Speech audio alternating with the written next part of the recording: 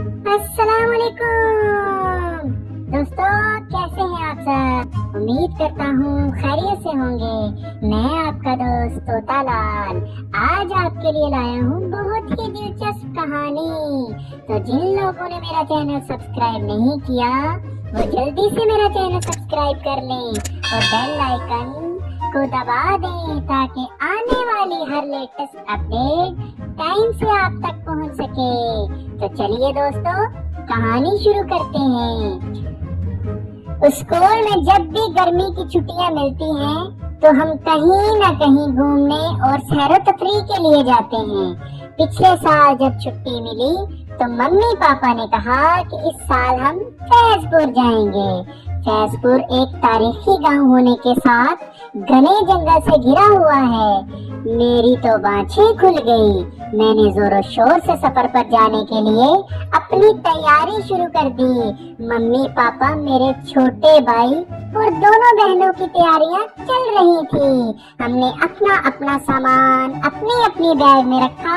کھانے پینے کی چیزیں، بسکٹ، ٹافیاں، چاکلیٹ وغیرہ بھی لے لیے۔ چونکہ ہم اگلے دن صبح سویرے اٹھ کر سفر پر جانا تھا، اس لیے آج ہم سب رات کا کھانا کھانے کے بعد جلدی سو گئے۔ لیکن میری آنکھوں سے تو نیند اڑی ہوئی تھی۔ میرا جی چاہتا تھا کہ جلدی سے صبح ہو جائے اور میں اڑ کر فیض پور پہنچ جاؤں۔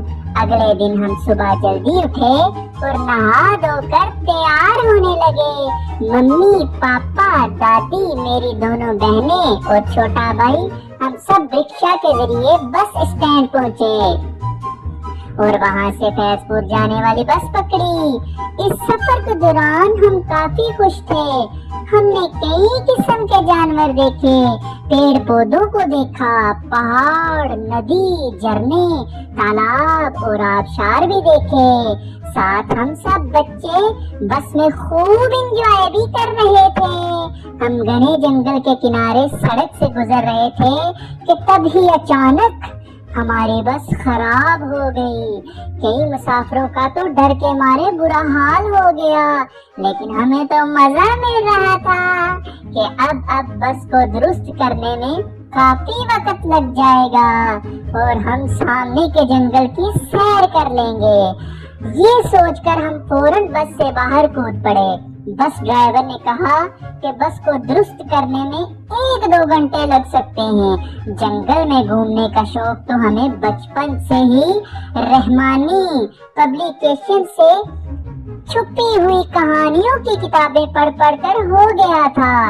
آج بڑا اچھا موقع ملا تھا جنگل کی سیر کرنے کا۔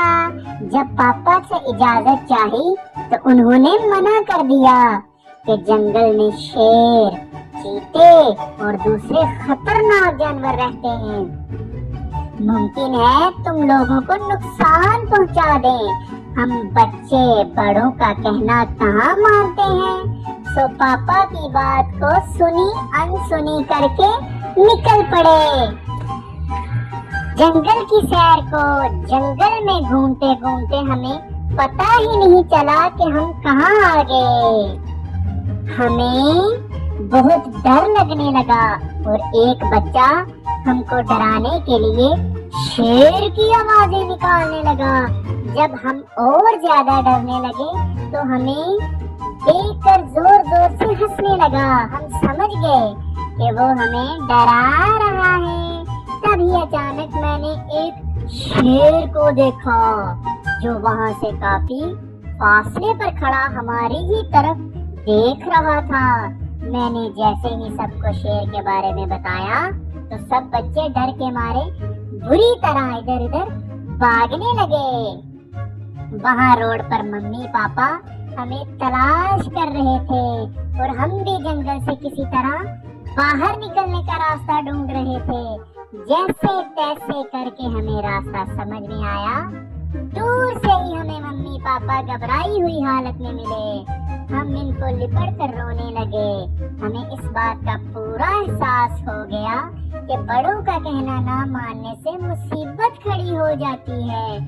وہ تو آج ہم خدا کے فضل سے بچ گئے، ورنہ شیر ہم کو دیکھ لیتا تو ہمیں اپنے ممی پاپا سے بھی نہیں پاتے اور نہ ہی فیض پور کی سیر کر پاتے۔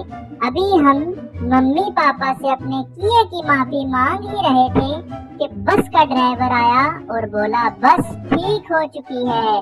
یہ سن کر ہم سب بس کی طرف چل پڑے فیض پور جانے کے لیے۔ تو دوستو کیسی لگی آپ کو میری کہانی؟ اس کہانی کا سبق یہ ہے کہ ہمیں اپنے بڑوں کا کہنا ماننا چاہیے۔ تو دوستو خوش رہیں، آباد رہیں، اللہ حافظ۔